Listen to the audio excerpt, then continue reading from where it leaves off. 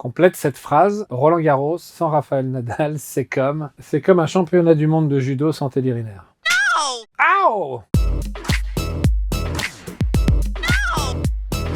C'était comment d'être l'entraîneur de Serena Williams. C'était une vraie aventure, parce que ça a duré 10 ans. Quand on a commencé, elle voulait gagner un dernier tournoi du Grand Chelem. Ça faisait 2 ans qu'elle n'en avait pas gagné, et puis ça a très très bien marché, donc elle en a gagné 10. Elle a été numéro 1 mondial pendant 3 ans et demi, ça a été incroyable. Et puis il y a une deuxième partie de carrière où il y a eu beaucoup plus de difficultés, puisqu'elle n'a jamais regagné de Grand Chelem, elle a fait 4 finales. Et donc on a vécu des très très hauts, des exceptionnellement hauts, et puis des très bas, parce que pour elle, faire des finales de Grand Chelem, c'est très bas.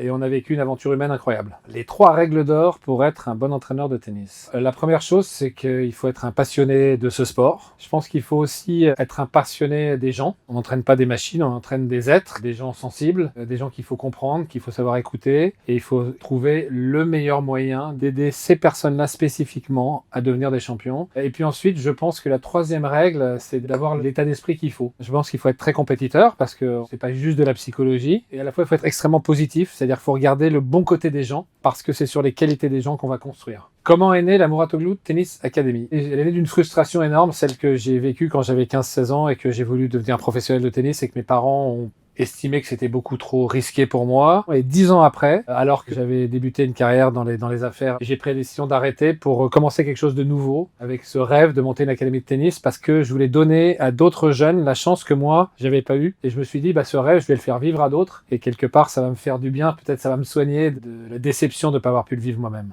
Aujourd'hui, es-tu officiellement l'entraîneur de Coco Gauff? Non, je ne suis pas l'entraîneur officiel de Coco Gauff. Coco est dans mon académie depuis qu'elle a 10 ans. Elle n'a plus d'entraîneur, elle va jouer Roland Garros, et donc j'ai décidé à sa demande de passer du temps avec elle sur les cours pour l'aider, au moins pour Roland Garros. Le coaching pendant les matchs, on en pense quoi? Je suis un fan de coaching et un coach, donc évidemment, je n'ai qu'une envie, c'est qu'on puisse faire notre métier pendant les matchs, c'est-à-dire coacher. On le fait toute l'année, et le moment où les joueurs en ont le plus besoin pendant les matchs, on ne peut pas le faire. Alors je sais que les gens qui sont contre le coaching pendant les matchs vont dire que le tennis, c'est un sport où on doit se débrouiller tout seul, alors que tous les autres sports, et tous les autres sans exception dans le monde, le coaching fait partie de la performance sportive. C'est quelque part ne pas donner au coaching sa juste valeur que d'empêcher les coachs de faire leur métier pendant les matchs. Avoir un mental de champion, c'est inné ou ça s'apprend? Ah, c'est une bonne question. Il y a toujours de l'inné et de l'acquis. Serena et Venus Williams ont été éduquées par rapport au tennis de la même manière. C'est 2 grandes championnes, mais elles n'ont pas du tout le même caractère, et on peut dire qu'elles abordent pas la compétition de la même manière. Maintenant, heureusement d'ailleurs, on peut améliorer de façon très importante les choses. Je pense que la période d'éducation entre 0 et 15 ans va avoir un rôle fondamental dans la manière dont les gens vont